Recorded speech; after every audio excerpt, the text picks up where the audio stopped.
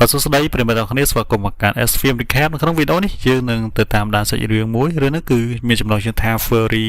12 hours បាទចេញចាត់ដំណើររឿងរបស់យើងមានការបាញ់ប្រហារបាទលោកមកយ៉ាងណាយើងតាមដានទស្សនាជាមួយ Netmit ទាំងអស់គ្នាលោកលីជុនគឺជាអតីតកងទ័ពចិនគាត់បានមកដល់ប៉ុស្តិ៍ប៉ូលីសម្ដងទៀតហើយគាត់បានអង្វរកមន្ត្រីប៉ូលីសជួយស្វែងរកក្រុមគ្រួសាររបស់គាត់នៅក្នុងការចូលចាំរបស់គាត់គឺគាត់បានរងរបួសយ៉ាងធ្ងន់ធ្ងរហើយបានសម្លឹងឃើញក្រុមគ្រួសាររបស់គាត់កំពុងតែជាប់គាំងនៅក្នុងគ្រោះថ្នាក់ចរាចរណ៍រថយន្តទោះយ៉ាងណាក៏ដោយរាល់ការមកដល់ទីនេះគឺទទួលបានលទ្ធផលដូចគ្នានឹងឯងមន្ត្រីប៉ូលីសក៏បានប្រាប់ឲ្យគាត់ត្រឡប់មកទីនឹងវិញនៅសប្តាហ៍បន្ទាប់ចឹងទៅបាននៅពេលកំពុងធ្វើដំណើរត្រឡប់ទៅផ្ទះដោយជិះឡានក្រុងនោះលោកលីជុនរបស់យើងក៏បានសុំឲ្យអ្នកបើកបរមកទទួលគាត់ធ្វើដំណើរមកកាន់ទីក្រុងនឹងវិញនៅសប្តាហ៍បន្ទាប់ណាអស់រយៈពេល10ឆ្នាំមកហើយគាត់គឺធ្វើដូចនេះដដែល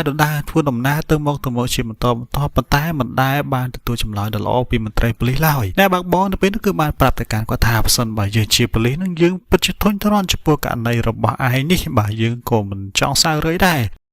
បាទគាត់ជំរុញលោកលីជុនរបស់យើងទទួលការពិតទៅតែគ្រួសាររបស់គាត់ស្លាប់បាត់បង់ជីវិតអស់ហើយលោកលីជុននៅពេលនោះគាត់មិនថាអ្វីទេគាត់គ្រាន់ឆ្លើយថាខ្ញុំមិនជឿទេខ្ញុំនៅចាំតែកូនប្រុសរបស់ខ្ញុំគឺមានស្នាមដៅពណ៌ក្រហមនៅផ្នែកខាងស្នាមនៃកណាគាត់នឹងព្យាយាមស្វែងរកឲ្យឃើញតតែបានហ្នឹងឯងបាទនៅព្រឹកបន្ទាប់ក៏បានម្ដងយើងឃើញថាលោកលីជុនក៏បានភ្ញាក់ឡើងហើយក៏បានបន្តទម្លាប់ប្រចាំថ្ងៃរបស់គាត់ទៅកន្លែងហាងលក់ដូរសម្ភារៈប្រើប្រាស់គ្រឿងប្រើប្រាស់ហ្នឹងហាងនេះដែរក៏ជាផ្ទះរបស់គាត់ដែរគាត់ស្ថិតនៅទីនឹងមន្ត្រីប៉ូលីសម្នាក់ឈ្មោះថាថៃណាក៏បានចូលមកទិញទឹកផឹកហើយក៏ស្នើសុំឲ្យលោកលីជុនរបស់យើងមករៀនក្បាច់គុណទៅកាន់គាត់តែលោកលីជុនរបស់យើងគាត់នៅស្ងប់ស្ងៀមមិនឆ្លើយតបអ្វីទេហើយពេលនោះដែរគាត់ក៏បាននឹកឃើញសម័យទៅដល់ពេលវេលាដែលភរិយារបស់គាត់គឺបានឲ្យរថយន្តមួយគ្រឿងទៅកាន់គាត់ដែលធ្វើឲ្យគាត់ពិតជាមានភាពរីករាយមែនតែនកំពុងតែនឹកឃើញចឹងសុកនោះឃើញថាហាងនៅទីហ្នឹងក៏មានការរង្គោះគឺដោយសារតែមានជួយដីណាលោកលីជុនរបស់យើងនៅពេលដែរគាត់ក៏បានចេញមកខាងក្រៅពិនិត្យមើលថាតើរជួយដីហ្នឹងវាកម្រិតប៉ុណ្ណាមើលទៅដូចជាមិនខ្លាំងហ្មងទេ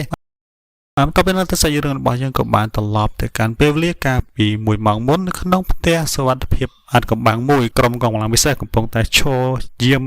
ការពារស្ត្រីម្នាក់ដែលជាសាក្សីដ៏សំខាន់នៅក្នុងករណីដ៏សំខាន់មួយនេះគឺជាគោលដៅរបស់ក្រុមភេរវករបស់ដេញតាមប្រមាញ់ណាខណៈពេលដែលពួកគេកំពុងនិយាយគ្នាដែរក៏មានពួកជំទង់ពី3នាក់នឹងក៏បានបង្ហាញខ្លួនស្រែកដាក់ទៅកាន់កងទ័ពទាំងអស់នឹងបណ្ដេញពួកគេឲ្យចេញពីប្រទេសហ្នឹងណាតែមិនទាន់ទាំងបានបកកាយវិញឲ្យគ្នាផងនោះក៏ស្រាប់តែមានស្នូកំភ្លើងផ្ទុះឡើងបាទដែលវាគឺជាការបាញ់ប្រហារនៃពួកភេរវកមកដល់ទីហ្នឹងឯងស្ថិតក្នុងភាពច្បុកច្បល់កញ្ញាម្នាក់ដែលមានឈ្មោះថាគីមីនាងក៏បានសម្លឹងឃើញក្មេងស្រីតូចម្នាក់កំពុងតែផាត់ភ័យនាងក៏ព្យាយាមរត់ទៅជួយប៉ុន្តែនាងក៏ត្រូវបានខ្មាំងសត្រូវដែលជាពួកភេរវកនឹងសម្លាប់ផ្ដាច់ជីវិតនៅនឹងកន្លែងតែម្ដងបាននៅក្នុងផ្ទះសុវត្ថិភាពនេះវិញពួកកងទ័ពទាំងអស់ហ្នឹងក៏បាននឹងថាសាក្សីម្នាក់ហ្នឹងក៏បានបាត់ខ្លួនទៅហើយម្នាក់ក្នុងចំណោមពួកគេក៏បានអាងថានេះក៏បានចាក់ចេញបាត់នៅមុននេះមិនទាន់ទាំងបានបាទសួរណមិនទាន់ទាំងបានរកនាងស្រួលផងនោះបាទពួកភេរវកក៏បានសម្រុកចូលមកដល់ខាងក្នុងទីនឹងពួកគេក៏បានបើកការបាញ់ប្រហារទៅកាន់ពួកកងកម្លាំងបាទពួកកងទ័ពទាំងអស់ហ្នឹងចឹងទៅតែក្រោយពីការប្រយុទ្ធរួចទៅកងទ័ពម្នាក់ក៏ត្រូវបានចាប់ខ្លួនហើយនាំមកចំពោះមុខមេភេរវកដែលមានឈ្មោះថាចែននៅក្បែរគាត់ហ្នឹងគឺមានស្ត្រីម្នាក់ដែលមានឈ្មោះថាអេងថាវកងទ័ពម្នាក់ហ្នឹងក៏បានលើកឡើងថាយើងដឹងថាពួកឯងគឺចង់បានណាប៉ុន្តែម្នាក់ដែលជាសាក្សីនោះគឺបានបាត់ខ្លួនបាត់ទៅហើយយើងមិនអាចបកគលឯងបានទេបានទៅពេលដែរកូនចៅរបស់លោកចេះនេះមានឈ្មោះថាសាវជីនេះវិញក៏បានបកគលទូរស័ព្ទមួយតាមរយៈទូរស័ព្ទនោះដែរគឺមានបកគលម្នាក់ទៀតដែលបង្ហាញអំពីពាក្យសម្ដីខឹងសម្បាជាខ្លាំងគាត់ខឹងណាស់ដែលលោកចេះគឺបង្កមានការវិវាហានៅក្នុងសហគមន៍ចិនណាលោកចេះក៏បានឆ្លើយទៅវិញថាគ្រប់យ៉ាងដែលគេធ្វើគឺដើម្បីចាប់ខ្លួនស្ត្រីម្នាក់នឹងហើយថាបើសិនបើចាប់នាងមិនបានវិញទេនោះបាទផលវិបាកក៏ជាកើតឡើងចំពោះពួកគេទាំងពីរជាជាមិនខានបាននិយាយប៉ុណ្្នឹងទៅបាទអ្នកតែមកគាត់ក៏បានលើកឡើងថាយើងទុកពេលឯង12ម៉ោងដើម្បីស្វែងរកនាងឲ្យឃើញបាទរឿងរ៉ាវក៏បានត្រឡប់ទៅកាន់ហាងលក់គ្រឿងប្រើប្រាស់របស់លោកលីជុនតែពេលដែរក៏មានស្ត្រីម្នាក់ដែលមានឈ្មោះថាលីនវ៉ាននាងបានមកដល់ទីនឹងជាមួយនឹងបាទចាម្នាក់ក៏ដូចជាកុមារដែលរងរបួសម្នាក់ពេលដែលបានឃើញស្ថានភាពរបស់ក្មេងប្រុសម្នាក់នឹងលោកលីជុនរបស់យើងក៏បានធ្វើការវះកាត់នៅត្រង់ពោះរបស់អូននឹងហើយក៏ធ្វើឲ្យអូននឹងបាទមានភាពទុស្រាអញ្ចឹងទៅបន្ទាប់ពីនឹងទៅឃើញលោកចេនិងកូនចៅរបស់គាត់ទាំងឡាយក៏បានមកដល់ហាងនឹងដែរដែលដឹងអំពីគ្រោះថ្នាក់នោះកញ្ញាលីនវ៉ានក៏បានរត់លាក់ខ្លួនយ៉ាងឆាប់រហ័សតែម្ដងបាទពេលដែរឃើញ ញថាមានបរិបទអ្នកដែលមានការភ័យខ្លាចនោះក៏បានចេញមកខាងក្រៅចង់ធ្វើការចោះចាញ់លើកដៃណាតែយ៉ាងណាក៏ដោយបើកូនចៅរបស់លោក Chen ក៏បានបាញ់សម្លាប់ទៅកាន់ពួកគេអត់សំចៃដៃតែម្ដងប្រុសថៃណាមនៅវិញគាត់ក៏បានបិទទ្វារយ៉ាងលឿនតែម្ដងបាទលោក Chen នៅពេលនោះក៏បានស្រែកលើថាពួកឯងមិនចាំបាច់ភ័យទេយើងមកទីហ្នឹងគឺយើងមានកិច្ចព្រមព្រៀងជាមួយនឹងពួកឯងត្រូវតែបកគលនារីម្នាក់មកឲ្យពួកយើងនឹងផ្ដោតប្រាក់ទៅកាន់ឯងចឹងទៅហើយថាបើសិនបើពួកឯងមិនសហការទេនោះពួកឯងប្រកាសជាគ្រោះថ្នាក់ជាមិនខានបាទតាមពិតទៅកញ្ញាលីនវ៉ានឹងហើយជាគោលដៅដែលពួកគេកំពុងដេញតាមប្រមាញ់កញ្ញាអៀងតាវនេះវិញក៏បានស្នើសុំឲ្យមេរបស់ខ្លួនបើការវិបហាវាលោកតែម្ដងណាប៉ុន្តែលោក Chen ក៏បានបដិសេធមិនអាចធ្វើដំណឹងបានទេគាត់ពមៀននាងថាកុំមើងងាយបរិះនៅក្នុងហាងនឹងឲ្យសោះដោយចង់ការពារអាយុជីវិតអ្នកដទៃកញ្ញាលីនវ៉ានាងក៏បានហុចឈីបមួយទៅកាន់លោកលីជុនហើយសុំឲ្យគាត់នឹងរក្សាវាបានល្អណាហើយនាងនឹងត្រៀមបកគលខ្លួនឲ្យទៅកាន់ពួកគេបាទលោកលីជុនលឿននេះភ្លាមគាត់ក៏បានមកឈប់នាងហើយគាត់ក៏បានបិទទ្វារហាងរបស់គាត់ចិត្តតែម្ដងបាទលោក Chen នៅពេលណាក៏បានបញ្ជាឲ្យកូនចៅរបស់ខ្លួនមានឈ្មោះថា Ruer ចូលទៅចាប់កញ្ញាលីនវ៉ានបាទនៅក្នុងការរៀបចំសម្រាប់ការវិភាគលោកលីជនរបស់យើងក៏បានដាក់ដៃគោនិងវត្ថុផ្សេងទៀតចូលទៅក្នុងមីក្រូវ៉េវមួយដែលវាជាអន្ទាក់ណាបន្ទាប់មកគាត់ក៏បាននាំអ្នកដទៃចូលទៅក្នុងអណ្ដូងមួយដែលភ្ជាប់ទៅកាន់ផ្លូវរងក្រំដីមិនជាប្រហែលលោកលីជនក៏បានត្រឡប់ឡើងមកលើវិញដើម្បីប្រជុំមួយជាមួយនឹងពួកខ្មាំងសត្រូវទាំងអស់ហ្នឹងគាត់ក៏បានសម្លាប់អបៈ Ruer នឹងហើយក៏បានត្រឡប់ទៅក្រោមដីវិញដើម្បីចូលរួមជាមួយនឹងក្រុមរបស់គាត់បាទហើយពេលដែលពួកគេធ្វើដំណើរចុះឡើងទៅពួកគេក៏បានទៅដល់ផ្លូវមួយដែលអាចនឹងនាំពួកគេទៅកាន់កន្លែងច្រកចេញណាបាទទន្ទឹមនឹងនេះដែរបាទកូនចៅរបស់លោក Chen ក៏បានឃើញសាកសពរបស់លោក Ruer បាទកញ្ញាអ៊ីងតាពិតជាមានការសោកស្ដាយជាខ្លាំងនាងក៏បាននឹកឃើញទៅដល់ពេលវេលាការពីអតីតកាលដែលពេលនោះនាងនៅតូចនៅឡើយនាងក៏ត្រូវបានរំលោភបំពានដោយបាទពួកជនអន្តពាលណាកុំតែបានលោក Chen និងលោក Ruer នឹងជួយទេក៏បីនាងប្រកាសជាចប់ហើយនាងចាត់ទុកពួកគេទាំងពីរនាក់គឺជាអ្នកមានគុណរបស់នាងការចងចាំបែបនេះគឺធ្វើឲ្យនាងពិតជាឆាប់ឆាប់កំហឹងមែនតើនាងក៏បានពាក់កណាត់គ្រប់មុខរបស់នាងត្រៀមចេញទៅវិភាគទៅកាន់លោកលីជុនណាបានទៅពេលដែលឃើញថានាងមានម្ដងចាក់ចេញពីទីលោក Chen មិនស្រួលចិត្តទេគាត់ក៏បានបញ្ជាកូនចៅរបស់ខ្លួនបាទតាម support នាងពីក្រោយបាទពេលនោះប្រូសែវជីក៏បានលើកឡើងថាខ្លួនតែម្នាក់គឺតាមនាងបានហើយមិនបាច់ចាំឲ្យកូនចៅណាផ្សេងទេបាទគាត់ក៏បានរំលឹកទៅកាន់លោក Chen ថាយើងមានពេលតែ7ម៉ោងទៀតតែប៉ុណ្ណោះហើយទទូចឲ្យលោក Chen ត្រូវតែត្រួតពិនិត្យស្ថានភាពក៏ដូចជារៀបចំផែនការជំហានបន្តរបស់ពួកគេលោក Chen នៅក្តីស្ទាក់ស្ទើរគាត់ក៏យល់ព្រមតាមសំណើរបស់ប្រូសែវជីអញ្ចឹងទៅបាទយើងត្រឡប់មកកាន់ផ្លូវរងក្រំដីនៅវិញលោកលីជុនគឺឮសូរសំឡេងសត្រូវកំពុងតែដើរជិតមកដល់ហើយគាត់ក៏បានបញ្ជាអ្នកដទៃបន្តទៅមុខទៀតចុះខណៈដែលគាត់កំពុងតែនៅពីក្រោយភ្លាមណាគាត់ក៏ត្រូវបានខ្មាំងសត្រូវចូលមកវាប្រហារតែគាត់ក៏បានចាត់ការទៅកាន់ពួកគេបានយ៉ាងរហ័សបំផុតបាទយ៉ាងណាក៏ដោយក្រោយពីការប្រយុទ្ធគាត់ក៏បានដួលសន្លប់តែសំឡេងរោនៅលើនាឡិកាដៃរបស់គាត់នោះធ្វើឲ្យគាត់ភ្ញាក់ឡើងវិញដល់ការតាំងចិត្តគាត់ក៏បានបន្តដំណើរទៅរកគ្នារបស់គាត់ទៀតចឹងទៅបើមិនយល់ប្រមាណពួកគេក៏បានមកដល់ច្រកទ្វារដែកមួយដែលចាក់សោពីខាងក្រៅបាទក្នុងពេលជាមួយគ្នាដែរលោក Chen ក៏ដឹងថាផ្លូវបាទរំក្រំដីនឹងដួលរលំហើយផ្លូវត្រូវបានទប់ស្កាត់ដោយកំទេចកំទីបាទมันអាចចូលទៅរកពួកគេទៀតទេតែណាក៏ដោយគាត់ក៏បានបញ្ជាកូនចៅរបស់ខ្លួនត្រូវតែឈ្មោះឈ្មោលបាទធ្វើការចាត់ការទៅកាន់លោកលីជុនឲ្យបាន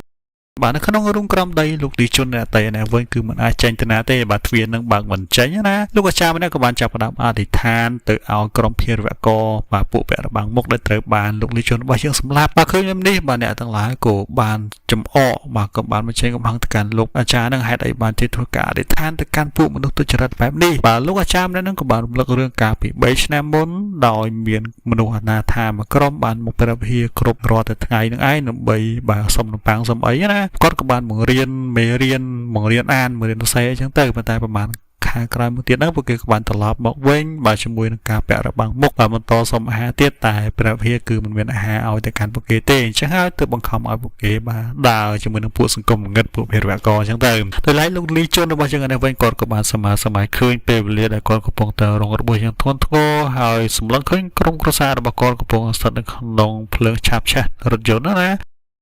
ដោយពេលនោះក៏មិនអាចធ្វើឲ្យបានទេបានត្រឹមតែមើលពីចម្ងាយតែប៉ុណ្ណោះយូរប្រហែលគាត់ក៏បានបញ្ជាក់ដល់ខ្លួនឡើងវិញក៏បានឃើញថាកញ្ញាលីនវ៉ាននៅក្បែរគាត់នាងអវគាត់ឲ្យការពារឈីបបាទតិនដីនៅក្នុងនឹងឲ្យបានល្អណាឈីបនោះគឺមានកំណត់ត្រានៃ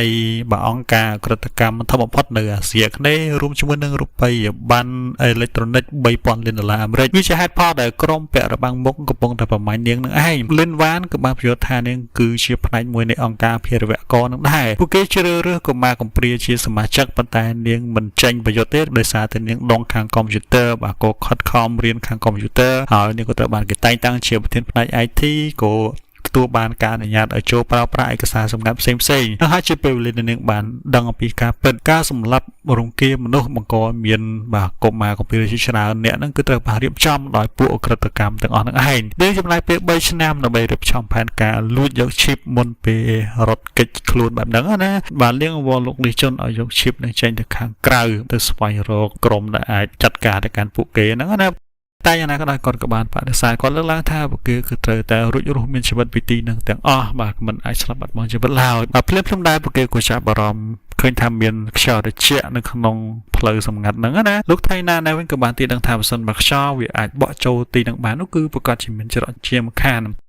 បាទដោយក្តីសង្ឃឹមបាទពួកក្រុមពួកគេក៏ព្យាយាមស្វែងរកប្រភពខ្យល់ហ្នឹងហើយបន្ទាប់ពីពិនិត្យចុះពិនិត្យឡើងទៅក៏ឃើញថាមានផ្នែកមួយដែលជញ្ជាំងដែលបាទមានភាពខ្សោយណាចឹងហើយពួកគេក៏បានធ្វើការជីកបំបែកកន្លែងចាំងហ្នឹងបាទដែលវាបាទមានភាពចំហចេញនៅខាងក្រៅចឹងទៅដោយឡែកលោកជិននឹងគ្នានៅវិញកំពុងតែរកឃើញផែនទីមួយផ្ទាំងបាទដែលវាបង្ហាញពីបាទផ្លូវកិច្ចពីទីហ្នឹងណាក៏បានបញ្ជាកូនចៅរបស់ខ្លួនធ្វើដំណើរឆ្ពោះទៅកាន់កន្លែងច្រកចេញហ្នឹងបាទដើម្បីស្ទាក់ផ្លូវតែម្ដងបាទមកដល់ពេលវេលាម៉ោង5ព្រឹកក្រុមរបស់លោកលីជុនរបស់យើងគឺបានចេញពីទីតាំងផ្លូវក្រំដីនឹងបានសម្រេចហើយពួកគេពិតជាមានអារម្មណ៍ធូរស្រាលជាខ្លាំងប្រូថៃណានក៏បានលើកឡើងថាទីប៉ុន្តែពួកគេអាចស្រូបយកខ្យល់អាកាសបរិសុទ្ធបានម្ដងទៀតហើយប៉ុន្តែភ្លាមៗដែរការបាញ់កំភ្លើងក៏បានផ្ទុះឡើងដែលវាចេញពីទឹកដៃរបស់ពួកវីរវករនឹងបណ្ដាលពួកគេស្តាប់បាត់មកជីវិតម្ដងម្នាក